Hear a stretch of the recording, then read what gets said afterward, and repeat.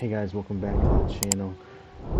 Tonight we're going to be going deep into the Oracle Cloud Infrastructure Multi-Cloud Architect Associate Exam, the first day of the studies. We're going to dive into the prep videos and start there. The video should probably take us about 4 or 5 nights of studies to get through. So let's dive in, and you're going to be back on the other side of me at the Oracle University.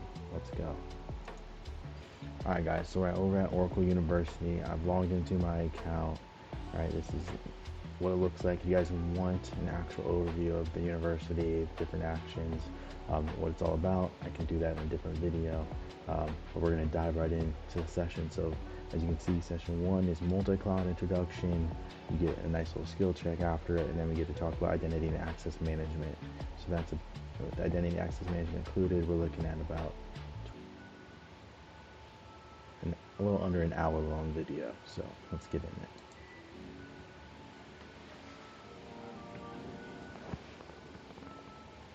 Hello and welcome to this lesson, Introduction to Multicloud.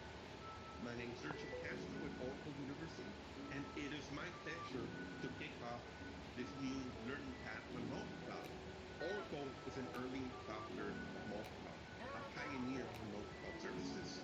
And we'll start by defining what multicloud is. It is a very basic concept.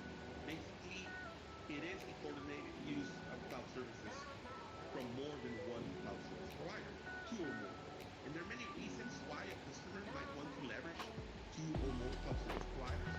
One of them is mitigating, avoiding vendor lock-in concerns. Another one is the best of breed, basically leveraging or utilizing the best product from one cloud service provider and matching it against the best product from another cloud service provider, getting a solution out of them, the coordinated use of those cloud services. Now, cost and cost optimization is another reason, and we'll take a look at other drivers for leveraging multi-cloud. But multi-cloud is the new normal, is reality. And I mentioned before that Oracle is an early adopter, a pioneer of multi-cloud services. And this is the reason why customers are deploying multi-cloud for their solutions. Independent studies from Flexera found that 89% of those subject to their study utilize multi-cloud. And we conducted our own study and came to similar numbers. Over 90% of users or of our customers utilize two or more cloud service providers. And these are the drivers. Again, we already mentioned some of them. Redundancy is key. If one cloud service provider goes down, then the other one will help your organization keep the lights on. Regulatory compliance and data sovereignty is another key driver. You might want to keep the data within a specific region, either because the government mandates that or because it is an added value that you want to offer to your own customers. HashiCorp, the big infrastructure as code company, came also to 90%, similar numbers again. They basically ask companies if multi-cloud help them advance their business goals. And 90% said yes.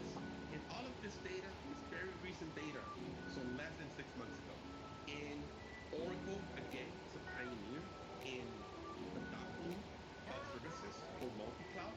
Back in 2019, Oracle and Microsoft Azure announced the interconnect service between Oracle and Azure. That's Fast Connect to ExpressRoute, a digital circuit. And we have several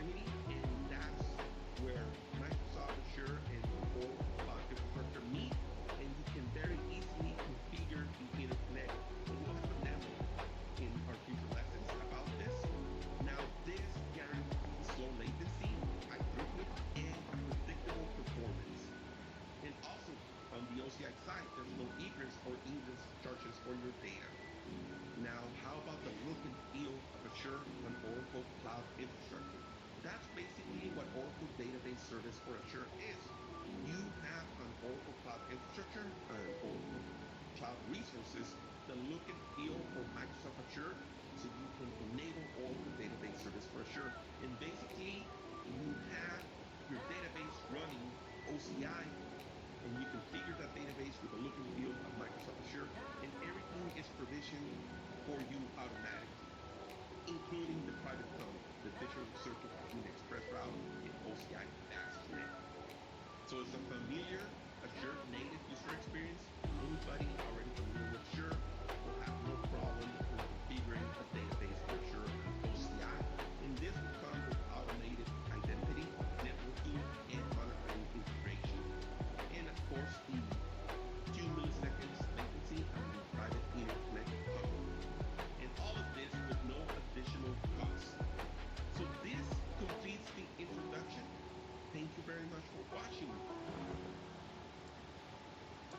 Para. All right, guys. So before we dive into the use cases, as you can see, that's the next section. I kind of want to go over what we just learned. As you can see, the reason why we're here, right? Multi-cloud is not going anywhere. My role, where I sit for a partner, I sit in vastly a lot of cloud conversations, especially cloud security. So learning multi-cloud is super dear to my like heart and where I'm going next in my career. So this just seemed like a very natural cert for me to take. But you can see like AWS, Microsoft Azure, Oracle Cloud, GCP. There's a dozen more, right? Alibaba Cloud. Um, there's tons of different cloud providers out there now that are just coming up, and as you can see, they also include SaaS tools as part of your multi-cloud, right? Because you have to secure them the same way, you provision access, etc.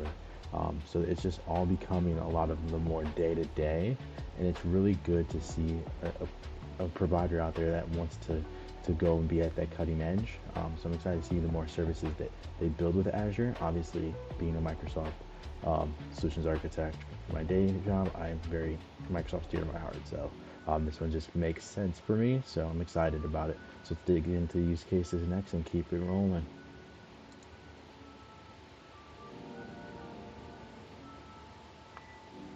Welcome to this lesson on Oracle Cloud Infrastructure Multi-Cloud Use Cases. My name is Sergio Castro with Oracle University, and we'll start with the split stack architecture between Oracle Cloud Infrastructure and Microsoft Azure. This partnership dates back to 2019, and basically we eliminated the Fast Connect partner from the middle. Now you can connect directly OCI to Azure, leveraging the OCI console in the Microsoft Azure console without having to go through a third-party console. And this will provide you with high throughput, low latency, very much a predictable performance. All of this on a highly available link. These links are redundant. So this ensures business continuity between OCI and Azure. And you can have your database on the OCI side and your application on the Microsoft Azure side, or the other way around. You can have SQL Server on Azure and the application running on Oracle Cloud Infrastructure. And again, this is very easy to configure. We are going to demo this in the future lessons, so stay tuned. But what if you're using another cloud service provider other than Azure? So this is where our Fast Connect partners come into place. You can leverage Equinix or AT&T NetBot or Megaport to connect to AWS, to Google Cloud Platform, to another cloud service provider. In this in North America, if you are in the region, let's say Singapore, then you can leverage Singtel among other partners. Or in Brazil, you can leverage Telefonica among other partners. So different partners depend on the region that you are in. And this will also provide you with low latency, high throughput, predictable performance. This for the split stack architecture. Now you can have a distributed cloud architecture where you are leveraging our partners, our Fast Connect partners to connect to AWS, and you can directly connect to Azure, all on the configuration of multi-cloud that best fits you. This for predictable performance, the best price performance depending on your needs. The can also leverage SaaS integration. Oracle, through Oracle SaaS and Oracle Cloud Infrastructure, offers you the whole stack. But what if you want to connect your microcontroller and extend your applications in the database servicing both your SaaS application on Oracle SaaS and the application that you can have on microcontroller and leverage the OCI Azure Interconnect and or a site-to-site VPN, a native site-to-site VPN between OCI and Azure. The infrastructure is there for you to leverage. OCI embraces multi-cloud for you to enjoy. So thank you very much for watching. So if we stop and kind of review the use cases there, what they were talking about, the split stack, right? So let's take a quick peek back and just review this split stack, right? So when we talk about split stack, it's just two, right? We always talk about splits being equal and measurable, right? So the Microsoft and Oracle split stack is a direct partnership, right? They removed the third party.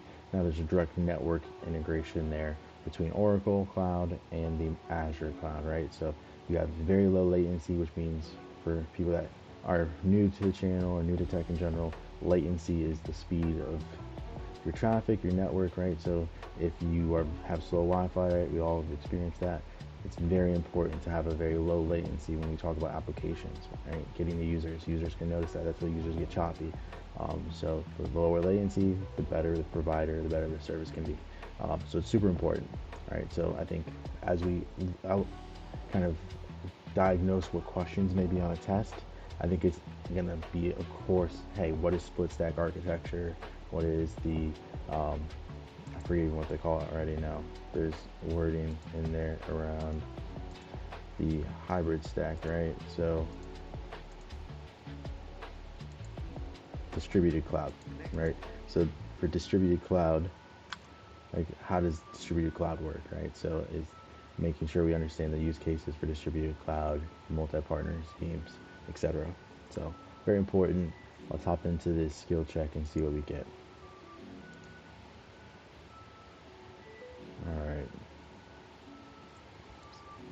All right, so here we go. First skill check for multi-cloud. What does the term multi-cloud mean, and how can it benefit organizations in managing their IT infrastructure? Deployment of a single cloud service across multiple regions and data centers for better performance? Definitely not. Integrations of on-premise infrastructure with cloud services for a hybrid cloud approach? Nope. The use of cloud services from multiple providers leverages the best features and services of each. Use of multiple cloud services from a single provider for redundancy and high availability. Question, hopefully everybody gets the third one. It's the use of cloud services from multiple providers to leverage the best features and services of each. Let's go to the next. Which of the following is not a driver for using multiple clouds? All right, driver visa. Cost optimization, they definitely covered that. Redundancy, definitely covered it. Best of breed for cloud services, covered that. So obviously, the next one's got to be the right one. All right, an organization has decided to implement a multi-cloud solution by using Microsoft Azure for their front-end data analytics applications and Oracle Cloud infrastructure for their back-end Oracle Autonomous Data Warehouse. How can an organization ensure secure and efficient data transfer between the front-end applications and the back-end warehouse in this scenario? All right, so the question here is, how can the organization ensure secure and efficient data transfer, efficient speed, right? So use public internet connections to transfer data between Azure and OCI, encrypting the data in transit. Leverage a VPN gateway to create an encrypted tunnel between Azure and OCI for secure data transfer. Implement a hybrid cloud approach by integrating on-premise infrastructure to both Azure and OCI. Or establish a dedicated private connection between Azure and OCI using ExpressRoute and Oracle Fast Connect. We have talked all about how Oracle Fast Connect and ExpressRoute is the latency reduction pathway, so it's definitely going to be that one. All right, so what cloud service provider has an Internet Connect agreement with Oracle Cloud Infrastructure for directly connecting Fast Connect to ExpressRoute in selected regions? DigitalOcean, Amazon Web Services, Google Cloud Provider, or Microsoft Azure. Azure is the only one of those with ExpressRoute, so Fast Connect and ExpressRoute is the way to go. Why is multi-cloud the new normal? Because Oracle Cloud has services running in Azure AWS, because customers are adopting services from more than one cloud provider for their coordinated uses of cloud solutions because the US government awarded a cloud computing contract to OCI, AWS, Azure, and GCP, although accurate, not the answer, because companies acquire other companies to complement their portfolio. In most cases, acquired company already uses a different cloud provider. Sometimes this is accurate, but it's definitely number two, right? Because customers are adopting services from more than one cloud provider, right? Customers are want to ask more questions. Everyone's becoming more cost conscious, so it's definitely that. Let's get the summary. We answered everything. Let's submit it. If I don't get a 5 out of 5, I don't know what I know. All right, so 5 out of 5. We crushed it. All right, let's submit it, and let's. We got their score back. Let's get out of here. All right, so 11:30. Let's keep going. Feeling it.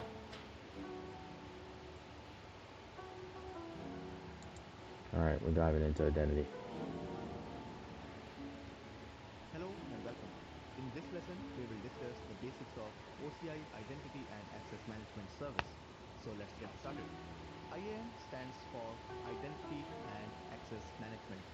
This service lets you control who has access to your cloud resources.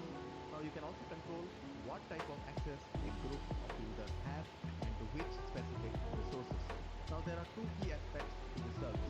The first is authentication, which is also referred to as AuthM, and the second is authorization, which is also referred to as AuthZ. I can tell you right now, you will get questions about those two um, kind of authentication authorization types on almost every cloud test you take from every cloud provider. So knowing that auth N is referred to who you are and auth Z as your permissions, super important. Let's Now, keep in going. simple terms, authentication is the process of verifying who a user is, while authorization defines what a user is allowed to do. Now, there are various features which are part of this service, starting with identity domains, users, principals, groups, dynamic groups, compartments, etc. Now, if we look at identity domains, these are basically containers for your users and groups. So think about this as a construct which is going to represent a user population in OCI and the associated configurations and security settings. Users, it's basically an individual or systems that's going to manage resources. Now, principals, they can be IAM users and resource principals. Now, groups are collections of users who all need the same type of access. There's another construct which is known as dynamic groups. So here you basically define a rule, and based on that, the membership can change dynamically.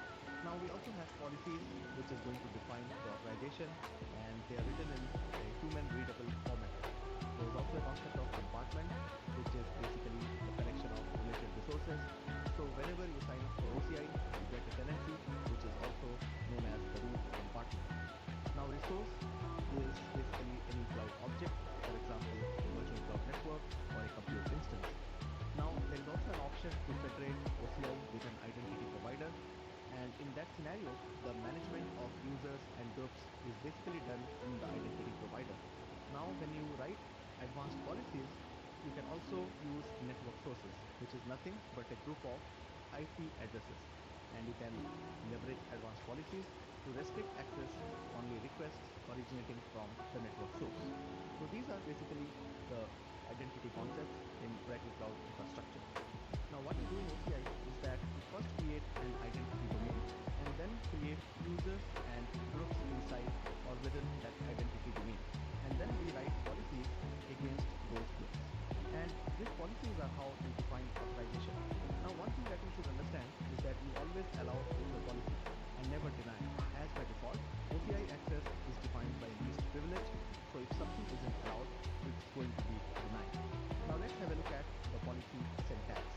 Now as you can see here, this is basically the policy syntax, and here you see we are only allowing right, and this is basically the identity domain name and the subject. So here you can specify one or more comma separated groups either by name or OSIP, and if you don't include the identity domain name before the subject, it is going to be evaluated as though the subject belongs to the default identity domain. The next statement that you see here is verb and resource type.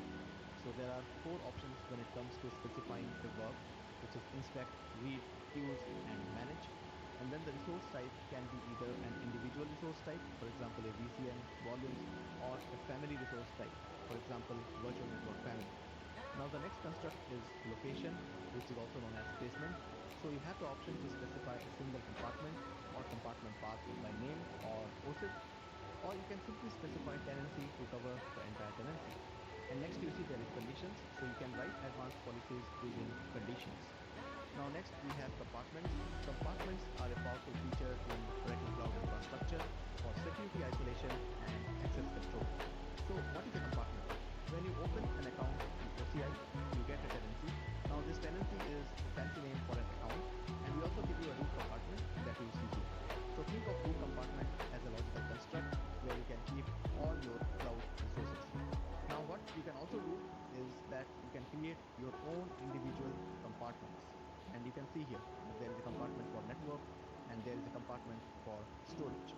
Now the idea here is that you create these compartments for isolation and controlling access. And you can keep a collection of related resources in specific compartments. So in this network compartment, you have network resources. So you have a VCN and a load balancer. And in the storage compartment, you have object storage, file storage, and block storage resources. Now, keep in mind, these root compartment, as I discussed earlier, it can hold all of the cloud resources, but the best practice is to create dedicated compartments for resource isolation. This marks the end of this lesson where we discussed the basics of identity and access management.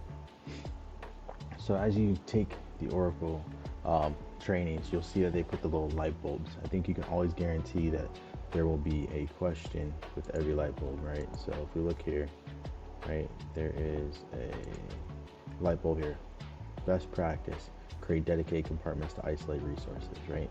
So for anybody that's taking this exam after already taking a Microsoft exam, or they've already done some Azure work, you'll be very familiar with the terms of resource groups, right? Think of compartments as resource groups, right?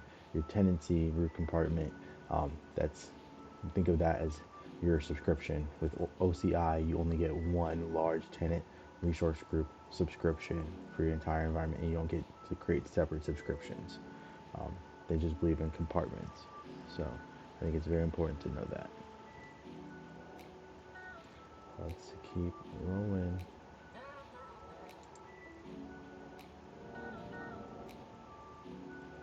Hello and welcome. In this lesson, we will discuss identity domain. So let's get started. An identity domain simply represents the user population in OCI and the associated configurations and security settings. Now think of this identity domain as a container for managing users, roles, federation, single sign-on, and many more advanced capabilities like multi-factor authentication. So within the identity and access management service, you have this concept of identity domain, which is a kind of container. Now each tenancy includes a default identity domain that is created in the root compartment. Now you can also create additional identity domains within a tenancy. Multiple identity domains are useful when you need separate environments for a single cloud service or application. For example, one environment for development and one for production. So basically, you would like to keep the identities separate, so you could use a construct like identity domains to do that. Now, this brings me to the different SKUs which are available with identity domains. So IAM has 5 different identity domain types to suit organizational needs. So the first SKU which is available is the free identity domain. So when you provision an OCI account, every account by default is going to include an identity domain. It's also called the default identity domain, and this allows the customers to manage access to all the OCI resources. So if you don't need any extra features, you can always use the free default identity domain. Now the second kind of identity domain is Oracle Apps. You can use that if your organization has a vested interest in Oracle SaaS, PaaS, or GPU applications, and you would like your users to seamlessly authenticate across Oracle Cloud applications without having to present credentials each time. The third kind of identity domain is the Oracle Apps Premium. Now they add support for hybrid IAM scenarios, which extends the IAM service to on-premises or OCI hosted Oracle applications such as Oracle eBusiness Suite, PeopleSoft, and Oracle Database. The fourth domain type is the premium domain type. This is is our highest SKU and it provides the full IAM feature set. It gives you support for all applications and services and for unlimited third party applications. And the final identity domain type is what is known as external user. And the idea here is you would use this for consumer facing and non employee use cases. So if you have contractors and if you want to give them access, or if you have a consumer application which can scale to millions of users, use something like an external user identity domain type. Now, hopefully, this gave a good overview of what identity domains are, and this marks the end of this lesson. Thanks for watching. I think that this lesson, like the way Oracle breaks down the lesson, is super manageable. Like it's very, in my opinion, chunks that you can eat up, right? Like they're not too deep, nothing too long. Um, I really enjoy them. So from this lesson, we walked through a couple pieces which I thought were really key, and we're gonna have to know for the test, right? Which is if we look back, the tiers. So the tiers of those are, right, you have your free tier, your Oracle apps. Basically, anything SaaS can always connect to their OCI Cloud.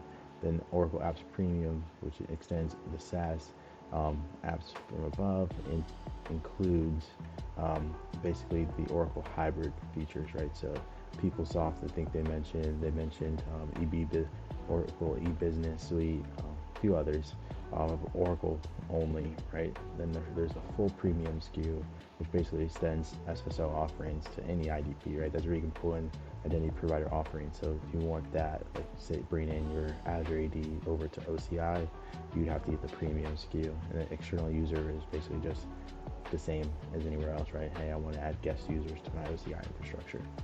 So super straightforward.